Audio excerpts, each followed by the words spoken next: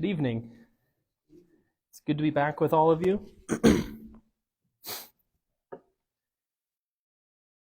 This evening, I wanted us to look at a story most of us have probably heard several times. It's a story of David and Goliath. As a kid growing up, I always loved the character David in the Bible. I loved hearing about David because he was always described as a man after God's heart. And I thought that was special, that was really interesting and unique to his character and to the kind of man that he was. And growing up as a Christian, trying to be like Jesus, striving after that, I also appreciated these characteristics we see of David and how his heart was like God's, how his heart strived after this relationship to be more like God. And as Christians, I think we need to be also striving to have a heart like Christ's, to be more and more like Christ. 1 Corinthians chapter 3, verse 18 says, "And we all, with unveiled face, beholding the glory of the Lord, are being transformed into the same image, from one degree of glory to another. For this comes from the Lord, who is the Spirit." This verse in Corinthians is just talking about this transformation that's happening within us as we start this journey walking with Christ, that we're slowly being transformed more and more like Christ.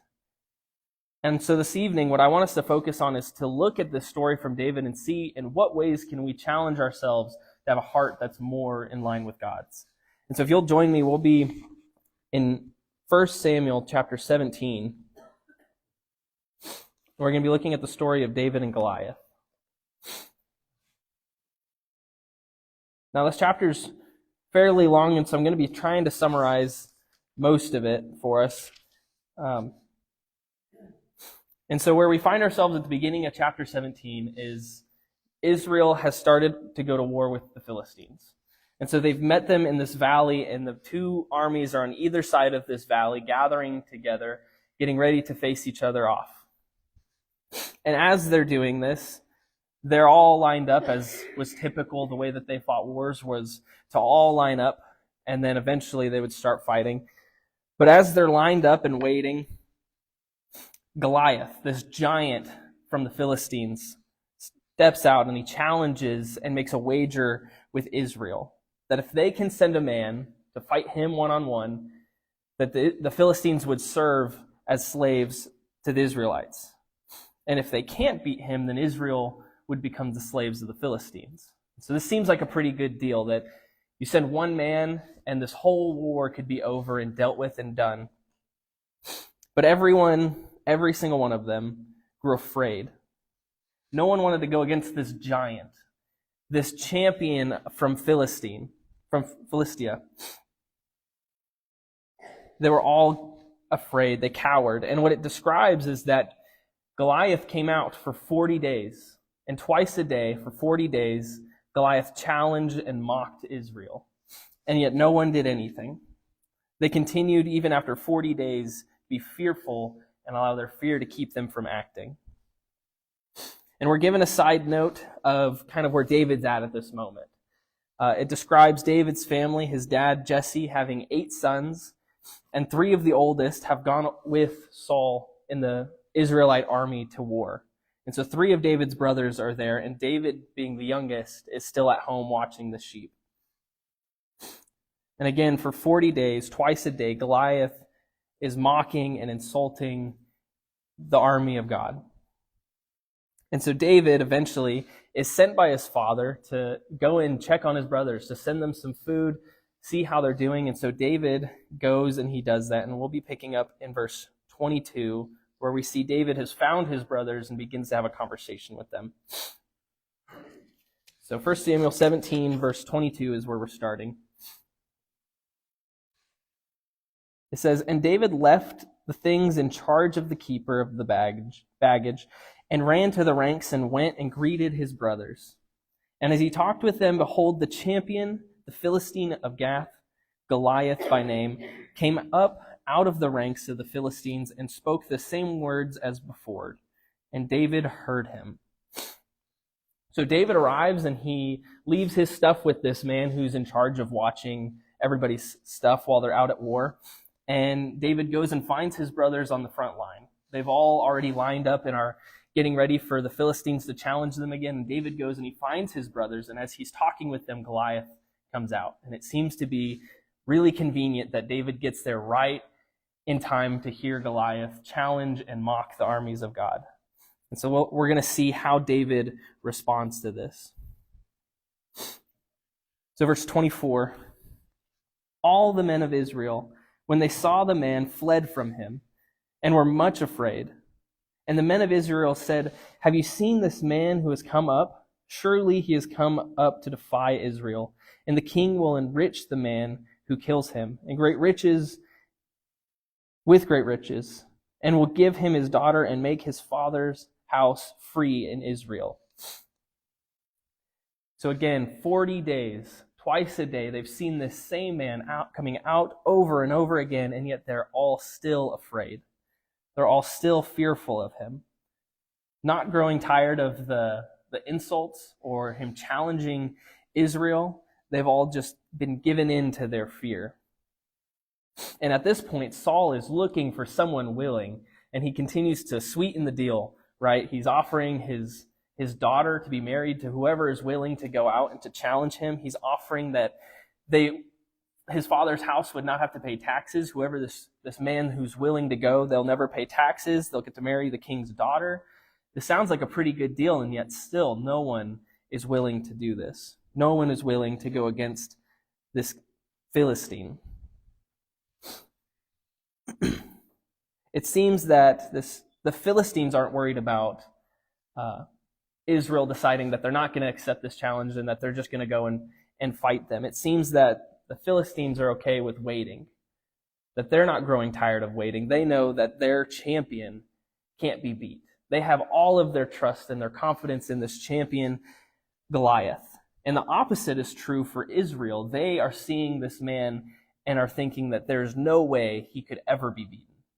They're not willing to go and challenge them at all. And even King Saul, who's the king, he could just order somebody to go and to fight Goliath.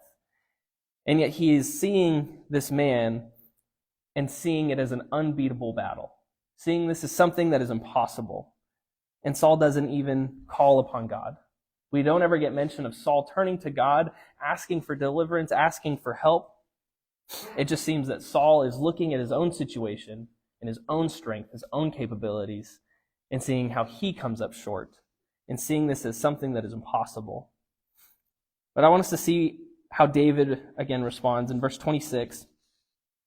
And David said to the men who stood by him, what shall be done for the man who kills this Philistine and takes away the reproach from Israel? For who is this uncircumcised Philistine that he should defy the armies of the living God? And the people answered him in the same way, so it shall be done to the man who kills him. So David, hearing this, he doesn't have fear. David's on that front line with his brothers and is talking with them as he hears Goliath come out and challenge the armies. He could have probably looked over and seen this giant of a man who's shouting these things, and he can see that this man shouting at them is a Philistine. And he, instead of having fear, asks, who is this that he thinks he can talk to the armies of God like this? Who can challenge God in such a way? Why is he being this way towards Israel? Why has no one done anything yet? And David is, for good reason, upset and is angered by Goliath and his presence and how no one has acted against this injustice. David seems to be less worried about the logistics of fighting a giant, this champion warrior, and more with bringing honor to God. I want us to keep reading in verse 31. We're going to skip down.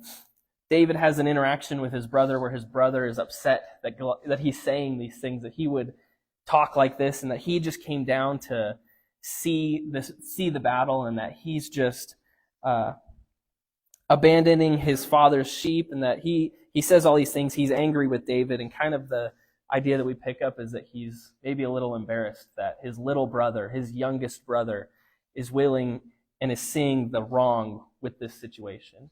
seeing that someone is speaking against God's army, and David is frustrated and upset and willing to go and do that if no one else is. And so it seems like his brother is a little embarrassed and speaking to David in an unkind way because of that. But picking up in verse 31, when the word that David spoke were heard, they were repeated before Saul, and he sent for him. And David said to Saul, "Let no man's heart fail because of him. Your servant will go and fight with this Philistine." And Saul said to David, "You are not able to go against this Philistine to fight him, for you are but a youth, and he has been a man of war from his youth." So again, not just David's brother not having faith in him and kind of putting him down for having this thought that he could go and challenge this Philistine or speaking out against this Philistine, but now it's the king. The king also is looking at David and saying, "There's no way, you can't go fight him. You're just a kid. You're just a child." But David does not let these words spoken to him affect his drive to go and serve God in this way. David still is focused on his goal of bringing honor to God, even if it means facing a giant. Saul, again, is focused on Goliath being this impossible foe. We might have some similar things in our lives that we see as a giant, see as something that we can't conquer, that we look at in the same way that Saul does as this unbeatable force that we're fighting against. Maybe it's something with our physical health or our mental health, or even in our spiritual walk with God. We might have struggles and temptations that we see as being something that we could never conquer, that we're too weak to fight against. And so maybe sometimes we give into that same heart that Saul does, and we just don't. We don't try to fight it. And we give in, and we don't think that this is something we could ever get rid of or ever conquer. But David, this whole time, is not thinking like the typical soldier, but as someone who trusts in God and not thinking of the size of his opponent, thinking about how powerful his opponent is, but thinking about how powerful God is and how God is on his side fighting with him. Everything that Saul says to David is focused on David's size, David's physical ability versus Goliath's size and physical ability and experience.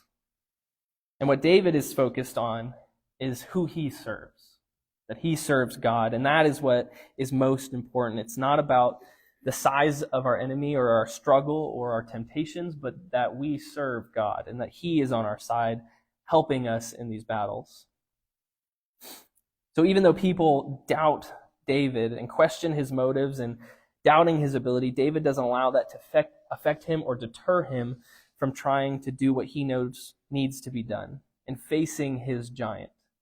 And he knows God is on his side, which is all that matters.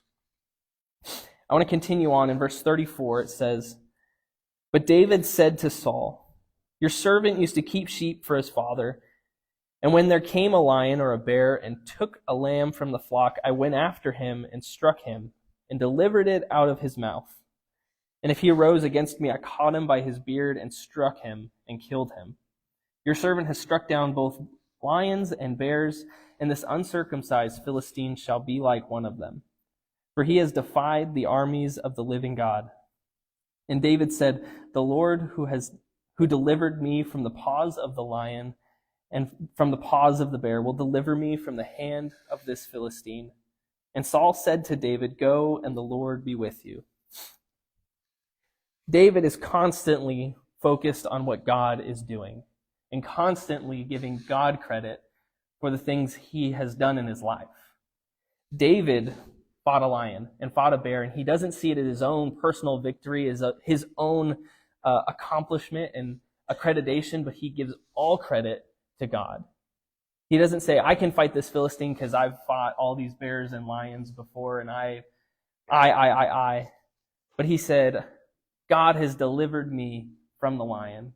God delivered me from the bear, and he will deliver me from this Philistine also." He has confidence in God because he's seen and is looking for the ways God's acting and working in his life. Not just his own physical accomplishments, the things that he sees as being his own accomplishments, but he sees them as things God is doing and working in his life. David is again outraged by Goliath because he's spoken against God's people. And he's confident because of that, because Goliath is speaking against God, that him going and facing this giant, facing Goliath, is going to bring glory to God and that God will be on his side. And again, he's giving credit to God even before he faces Goliath, that God will be the one that delivers me from him. That if I beat Goliath, it's not going to be my strength, but it's God who will have delivered me.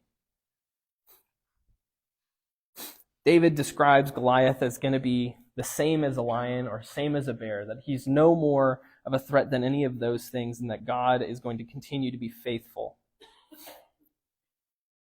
And that God has already delivered him from that. Now, the reason I see in verse 37, David's not going to fight him just to fight him and to beat him and gain this victory. But David says his reason, because it's not because of his own confidence and skills that he wants to go against him, but because he has defied God. David's heart isn't set on gaining this glory or gaining the king's daughter in marriage or gaining tax-free house for his father, but it's solely on bringing honor and glory to God, seeing injustice being done against God and desiring to make that right, wanting to honor and glorify God in every single way. And so do we rely on God the same way that we see David relying on God? David sees how God has been working in his life, how he's been delivering him and blessing him and giving him these opportunities, and he's giving God credit the entire time. And he trusts and is leaning on God because he knows that he's going to continue to do that. And so in our struggles, when we are facing maybe our own giants, our own temptations and difficulties, are we relying and leaning on God in the same way? Do we trust him in those difficult, scary moments? David's heart is one that sees strength in God and is willing to give up his own strength to lean and trust in the strength God has. And he's focused on God in everything. In verse 38 to 40, we see a moment where David is starting to get ready to go out to battle. And Saul begins to give him all of his armor to put on and to protect him and to keep him safe. And you can imagine that this is the best of the best armor. This is the king's armor that he's giving him. This isn't just any bit of armor. And yet David sees it, and after putting it on, not feeling very comfortable with it, knowing that he hasn't tested it, he's not practiced his sling in the armor, he doesn't want to use it. And he says he'd rather go without it. And so David leaves Saul's armor, and he goes and he finds his 5 smooth stones like we've read over and over, and he goes and he prepares to face Goliath. David goes out to meet Goliath, and Goliath is clearly offended that the Israelites have sent out this young man to face him, that they didn't even send out a proper warrior. This is a little boy, not even wearing any armor, doesn't have a sword on him, and is coming out to face a giant, this champion warrior. Goliath is clearly also prideful in his abilities and his capabilities, and also feels like he is unbeatable. And is thinking this is some kind of joke or insult or attempt to insult him. And so he speaks out and he insults David and insults Israel again, saying, "You've come at me with sticks and stones," and is upset by what is happening. And David, of course, replies in verse 45, where we'll pick back up. Then David said to the Philistine, "You come at me with a sword and with a spear and with a javelin. But I come to you in the name of the Lord of hosts, the God of the armies of Israel, who you have defied." David doesn't see himself as coming against Goliath with sticks and stones, but he sees himself as coming against him with God. David's greatest weapon wasn't his sling, it wasn't the staff that he carried with him, but it was that God was with him and that God was on his side. our greatest weapon in our battles and in our struggles also needs to be God. It can't be something we rely on our own strength or discipline or strong will, but that we're leaning on God and seeing Him as our greatest weapon against fighting evil, against fighting temptation. And it's not our own abilities or strengths. In verse 46 to 49, we'll wrap up this story with David. It says, "This day the Lord will deliver you into my hand, and I will strike you down and cut off your head. And I will give the dead bodies of the host of the Philistine this day to the birds of the air and to the wild beasts of the earth, that all the earth may know that there is a God in Israel, and that all this assembly may know that the Lord saves not with sword and spear, for the battle is the Lord's, and He will give you into our hand." When the Philistine arose and came and drew near to meet David, David ran quickly toward the battle line to meet the Philistine. And David put his hand into his bag and took out a stone and slung it and struck the Philistine on the forehead. The stone sank deep into his forehead, and he fell on his face to the ground. David is certain that God is going to deliver him from this battle, that God is going to be faithful in defeating this Philistine, and that through this battle, David would glorify God in the way that he lived. And God does. God delivers David in the end. David beats Goliath. God works out His plan to create His own champion of Israel, His own who's going to become a king with a heart after God. Not a king like Saul, who focuses on his own strengths and capabilities, but one that is going to be focused on seeking after God and bringing Him glory in everything he does. And in everything he does, that he focuses on the ways that God is working and putting God first in everything. David shows his trust and reliance on God while constantly giving him victory, or giving him credit for the victories that God is giving him. And so in our walk with God, we need to be like David. We need to have a heart like David that seeks to constantly focus on what God's doing in our lives and seeing all of our victories as victories given to us by God. And I think that's part of what having a heart after God looks like. It looks like constant reliance, constant focus on Him and what He's doing, and not focusing on our own strengths and our own capabilities. So this evening, if you're needing prayers for a heart that seeks after God like David, or you're wanting to give your life and to begin this transformation into Christ, then we want to invite you to come forward as we stand and sing. Who at the door is